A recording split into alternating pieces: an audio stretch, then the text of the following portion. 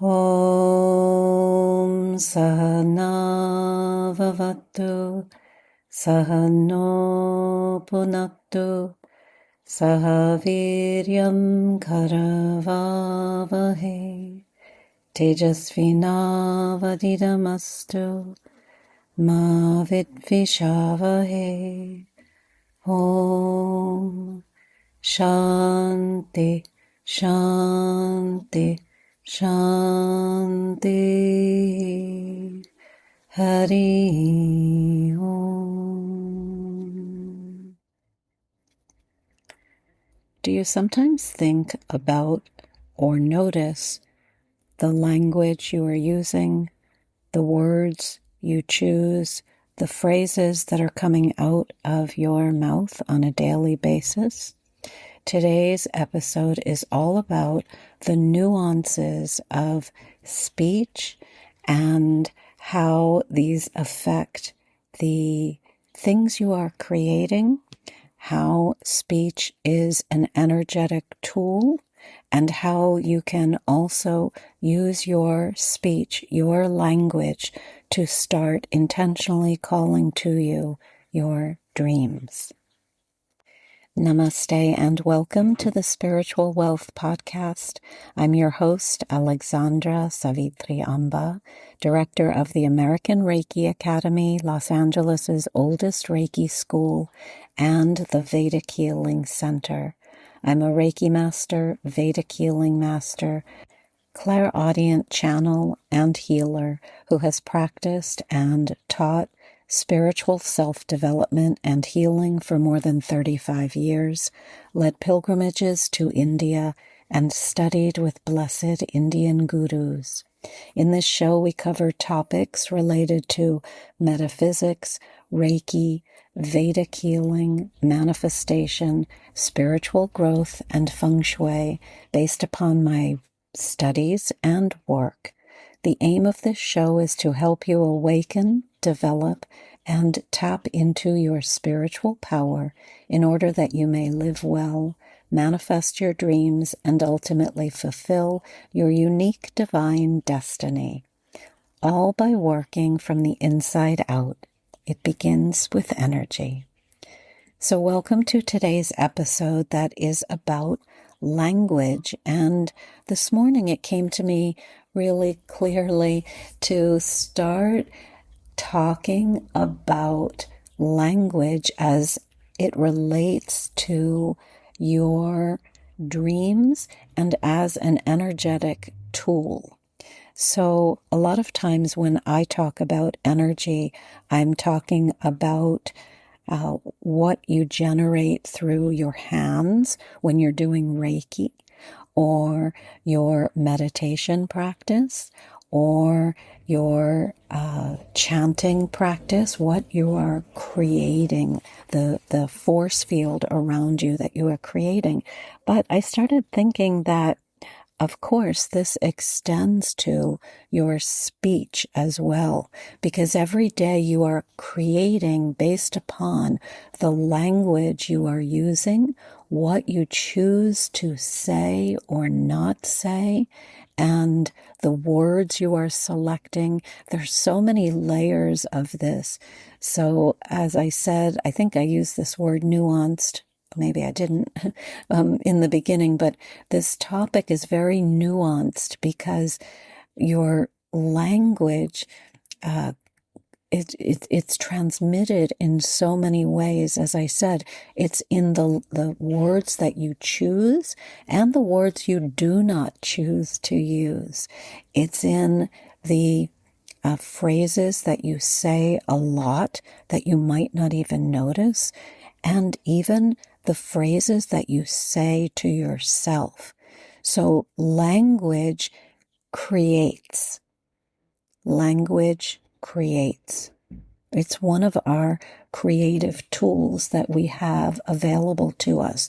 We create through, as I said in the beginning, I always say, everything begins with energy. First, we create from our force field. We have an idea or a vision, and we start to pull that through. And then we think that the next thing we do to create is action.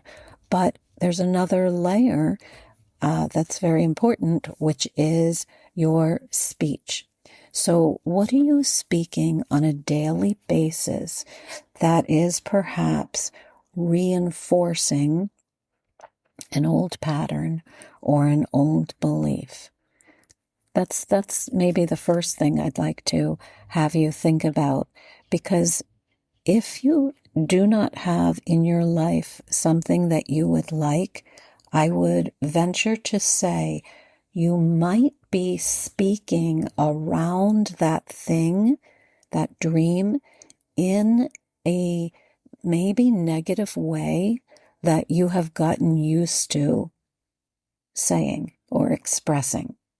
So I remember I taught someone once Reiki, and she had another business, and she used to say, "My business is dying." And she said it many times to me. And I stopped her and said, you've just learned an energy technique.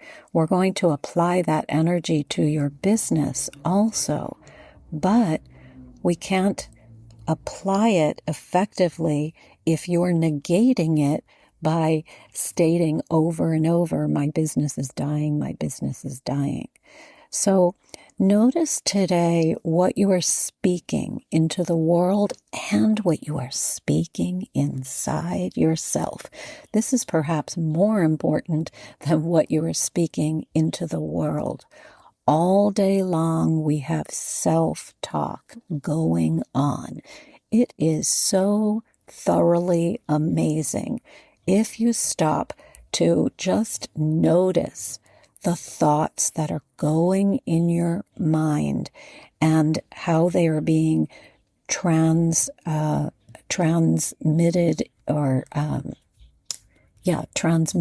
into phrases. See, first you have an energetic presence, and then it becomes an insight or a thought or a dream, and it gets converted. I said transmitted before, but it gets first converted into a word and then transmitted. Does that make sense? So you have an idea, you have a dream, and you start conjuring it up, and then you start thinking phrases about it, and then you start making it real through those phrases that you say over and over again. I just thought of this because sometimes people ask me about the process of channeling. I am a clairaudient channel. What that means is I hear messages very clearly. So when I do sessions with people, whether it's hands-on healing sessions or on the phone, I do a sequence where I hear messages. But when I teach this in the second level of Reiki, I tell people there's a step between the speaking of the message and receiving it. See, you receive first through energy, just pure energy. And then somewhere along the way, you convert that energy into language. So although I tell people I'm hearing the messages, I am hearing them, but right before I hear them, there's a process that of conversion where I have to change the energy from just energy to a message that I can convey, and I convey it through language. So hope that wasn't too detailed. I think you understand what I mean. So every day you're getting messages. You're getting messages about your life. And then you are immediately converting them into language. And you may say, let's say I'm going to take something very simple like not even a dream that you have. I'm going to take, like, for instance, I have a to-do list in front of me every day. I type it out, and I then tweak it every day. I delete the things that I've done. I cross things out, and I print a new list every day. It helps me stay organized. And I love looking at the clean list in the morning. It just makes my mind focus. So let's say on that list is something I don't really want to do. It might be something that I feel is either boring or mundane, or it might be something I don't really understand how to do. Or let's say it's something that I know is going to probably take me waiting on the phone. Let's say I have to call an organization, and I say, oh, I'm always put on hold by that organization, and it always takes me a long time. So immediately I have converted that into a phrase that is probably going to reinforce the outcome. But if instead I just approach all the tasks neutrally without assigning that negativity, there might be a different outcome. And if I approach the tasks assigning them positive energies through my language, there might be, and there probably is, a more, and I'll say why I said probably in a second, a more probable chance that I will have a positive outcome. Now, I said probably because one thing I think that is left out of metaphysics when we talk about modern metaphysics, when we talk about manifestation, is many teachers speak about how you're constantly creating through your thought forms, and they leave out the element of the unknown. So we have to understand that we are not operating in a vacuum on this planet, and there are other forces at work. This is where the Eastern philosophy of karma comes in, and just other forces, the mysterious. So I can say all I want to myself, oh, this conversation with the phone company is going to be very positive and pleasant today. However, honestly, if the phone company is going to be undergoing a lot of phone calls, I may be put on hold. So there are always outside factors, and this we take into consideration. But we are choosing as best as we can to reframe everything in a way that will be uplifting and peaceful and happy. So I'm looking at my to-do list and I'm saying, okay, here's a task I didn't really want to approach, but I need to do. Let's say this is going to work out so smoothly, and I can visualize myself crossing it off the list and having the phone call go much more smoothly and quickly than I had, and easily than I had anticipated. So this episode is actually about speech and the nuances of language. But the reason I'm talking about this now, the to-do list, is because the language first starts occurring in your head. In your head. Before you've even uttered something. The language is already occurring. So just like when I channel, I'm receiving an energetic message, and then it's being converted into language, into a message that I can convey. It's the same thing with all of your dreams and your projects. So let's put aside the to-do list and think about the projects or the big dreams that you would like to create, and the language that you are putting around those dreams. The self-talk that is going around those dreams. Many times we are trying to, let's say, get in shape, and we might get discouraged, and we might look at our body and say, oh, I don't think I'm ever going to get a flatter stomach, or whatever you're working on. Oh, my arms are never going to get toned. Just that one phrase has now influenced your energy field. And of course, if you say it over and over and over again, it will have more effect. So today, if you like, start really thinking about the nuances of the language that you are uttering on a moment-to-moment basis, and catch yourself. It's like you're auto-correcting. You start to become very, very cognizant and aware and responsible for the words you're putting out into the field. Now, when I say the field, I mean first your energy field. So sometimes when I would dialogue with my Reiki master, we would be talking about something and we would correct ourselves. We would say, oh, let me rephrase that.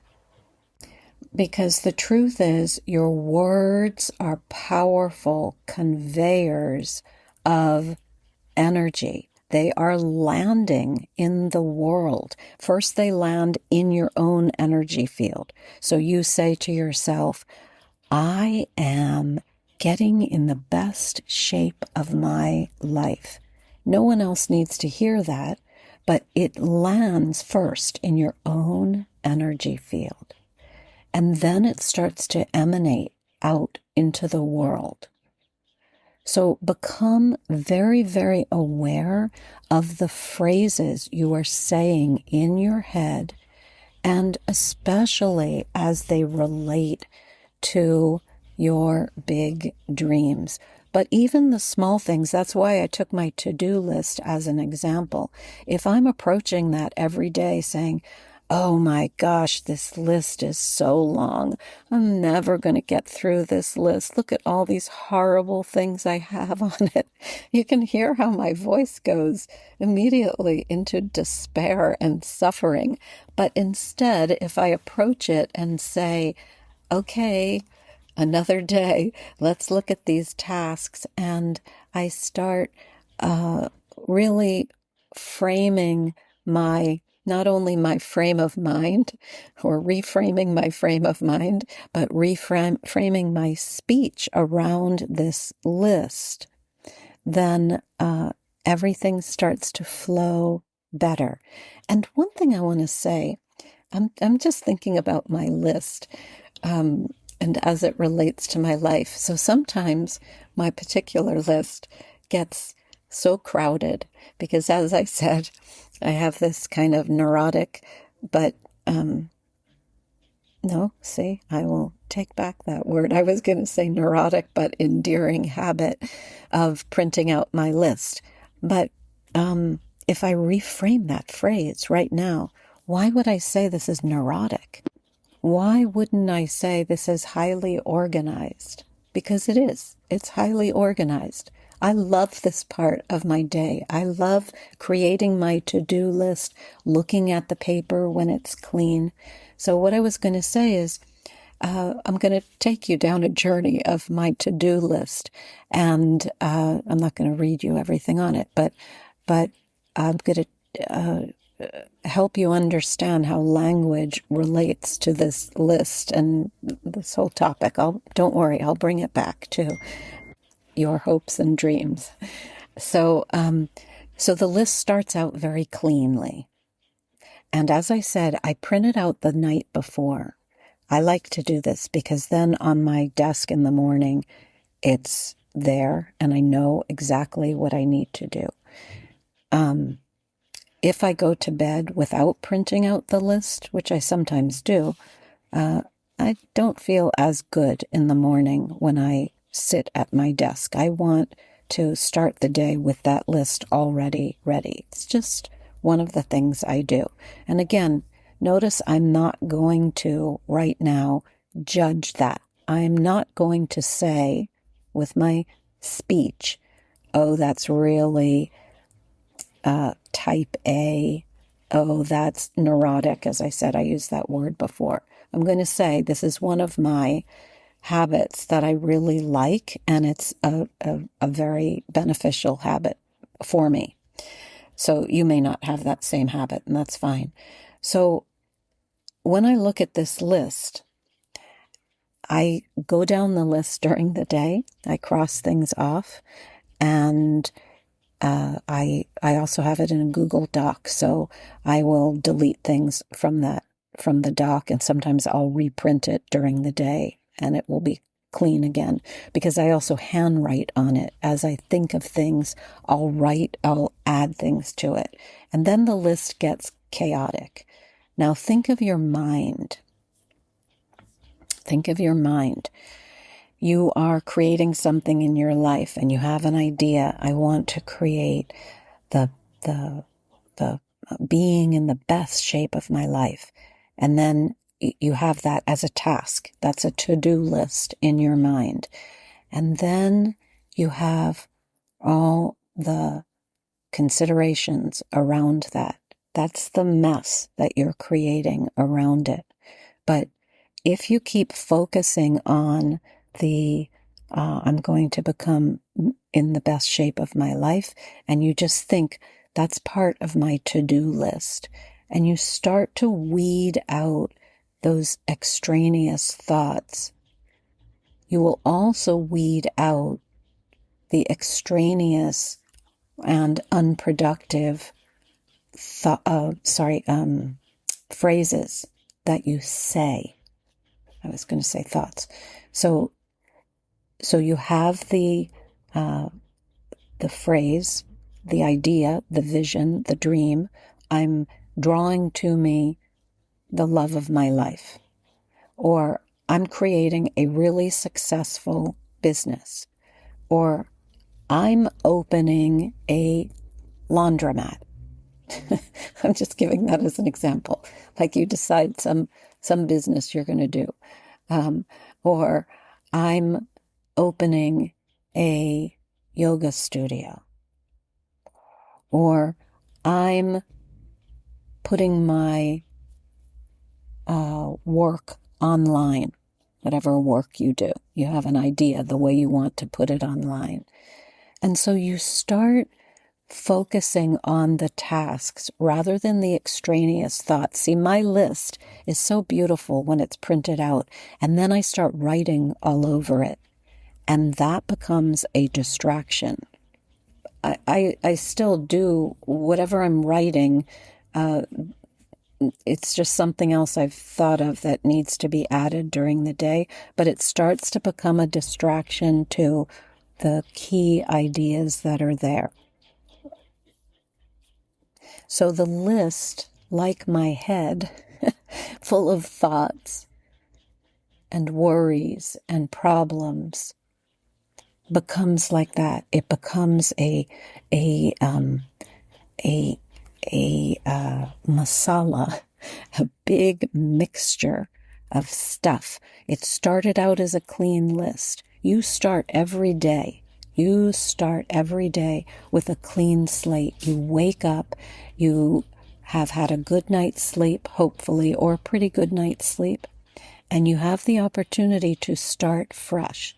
So your mind, one of the things you're doing when you're working with your spiritual practice is you are creating a serene space for your list of dreams to start to emerge.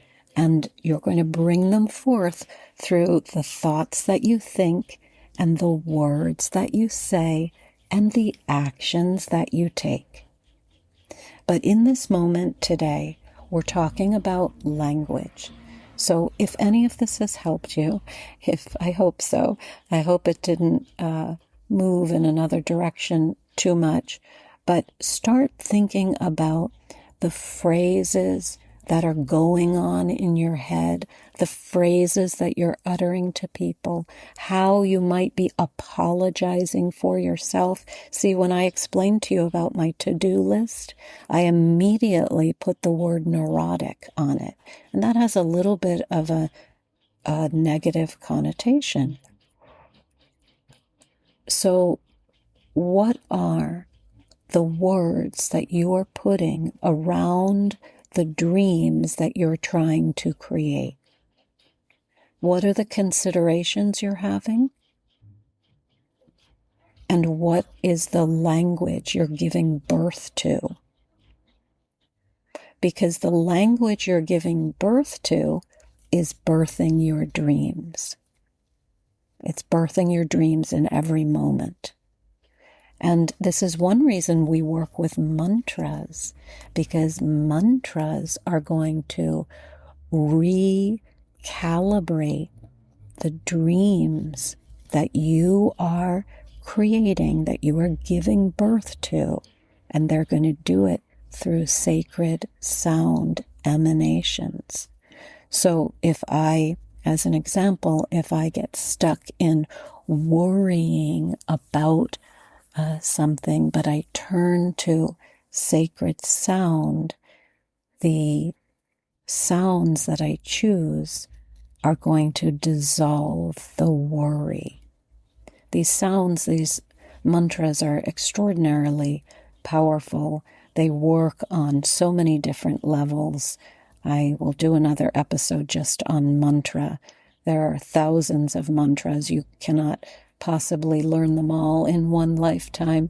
Even a very trained Sanskrit scholar is still studying all the various mantras, and within each mantra is our layers. I was listening to my guru speak the other day on tape. I have recordings of him speaking and teaching, and he took a mantra that I chant every day. He took 2 mantras actually, and he said to me, he said, "Alexandra, do you know this can be chanted backwards?"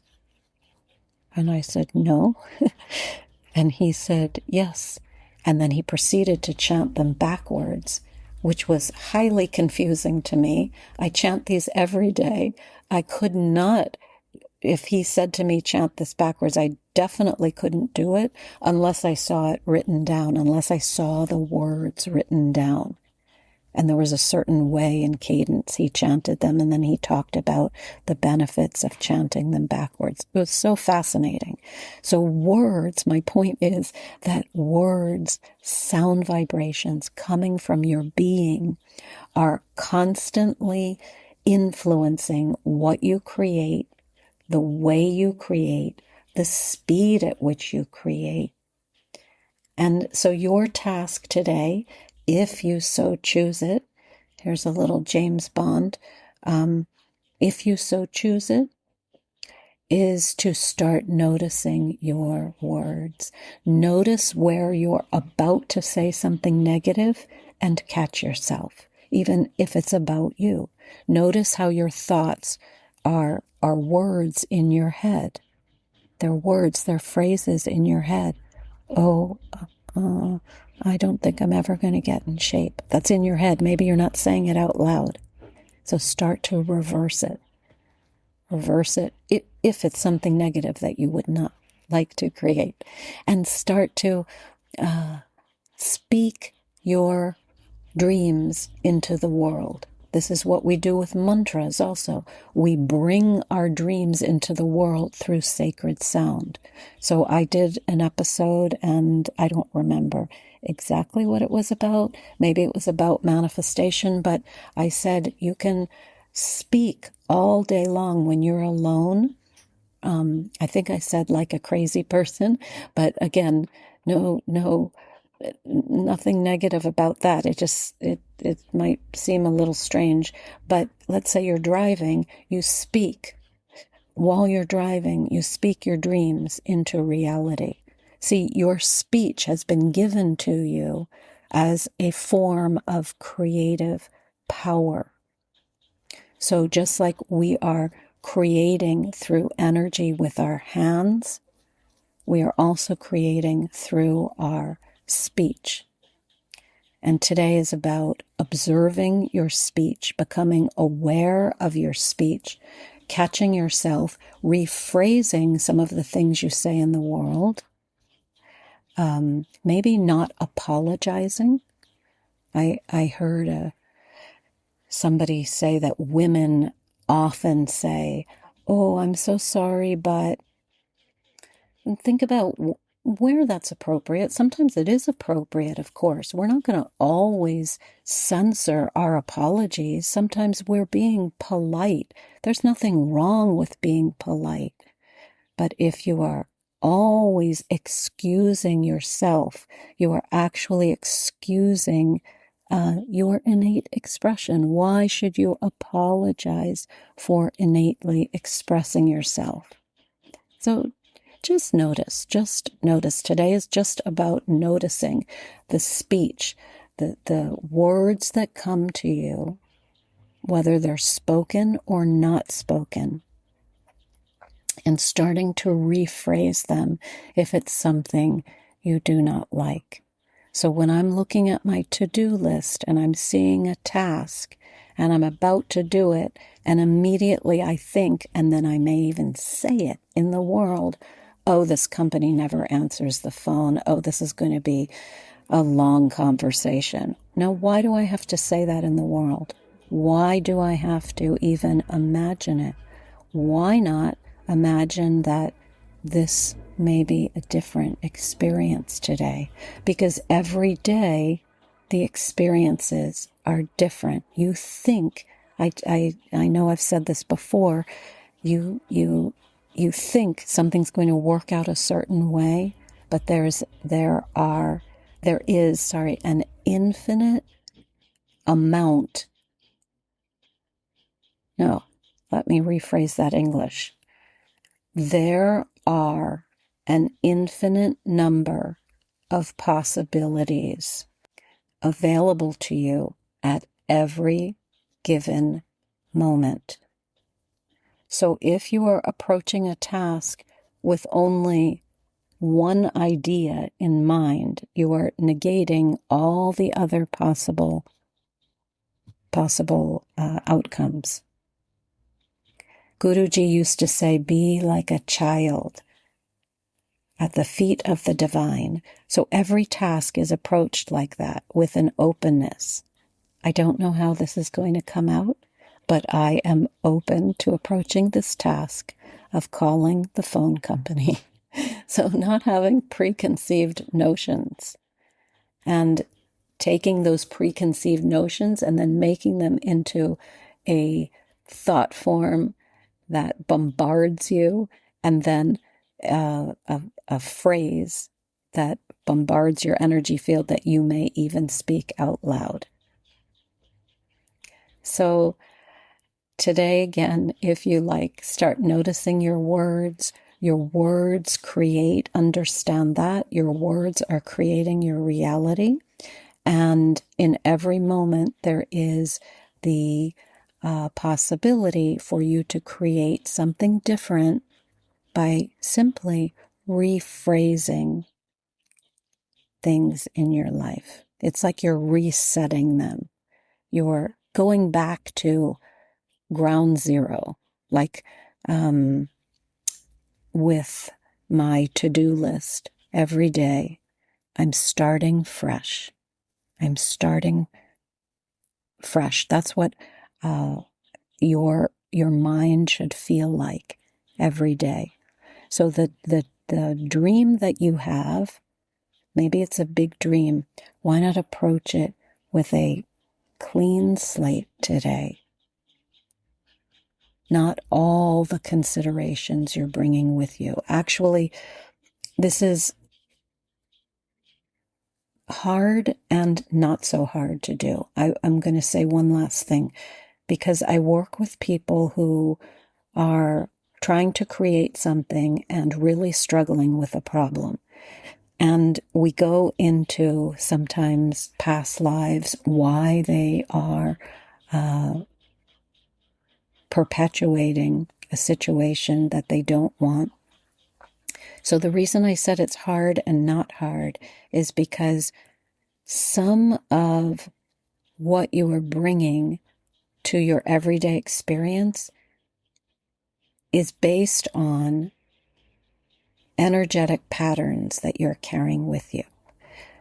You can consciously choose, so this episode was about consciously choosing to rephrase things, but there's also a whole part of your being that we address in healing work, which is the unconscious stuff, the stuff you are carrying with you that you don't even know. So that's why I said it's hard and not hard. It just is. You do as much as you can with yourself consciously, and then you can also work with these patterns that are unconsciously influencing you. You work consciously with the patterns that are unconsciously influencing you. So you say to yourself, gosh, I'm really trying to rephrase my language around attracting my soulmate, and I'm trying and trying and trying, but that person has still not shown up. Then what's happening is, again, there's the element of the unknown, always, divine timing, karma, the mysterious, but there's also the unconscious things that exist, patterns and decisions and things that exist under the surface. And this is what we get to in healing work, whether I do it with people, whether it's through Reiki healing or I do something called soul pattern clearing, where we actually go into an issue in your life and start to clear the decisions and thought forms and phrases that were made maybe lifetimes ago that you're carrying with you. So healing is nuanced, but we are going to do as much as we can consciously. And rephrasing your speech is a very conscious and productive thing you can do on a daily basis. Rephrasing your speech. I hope this was helpful. As always, feel free to reach out to me. You can DM me on Instagram if you'd like to get started working with energy. Reiki is a beautiful doorway for this, and I am very privileged to have taught thousands of people Reiki over many years, so I would be happy to help you with your journey if that is of interest, or if you would like to just connect and figure out what is the next step for you in learning how to work with your magnificent energy field. There are many ways to tap into more bliss, more love, more peace on a daily basis. Om Asatoma Sadgamaya Tamasoma Jyotirgamaya Mrityorma Amritam Gamaya. Om Shanti Shanti Shanti. Hari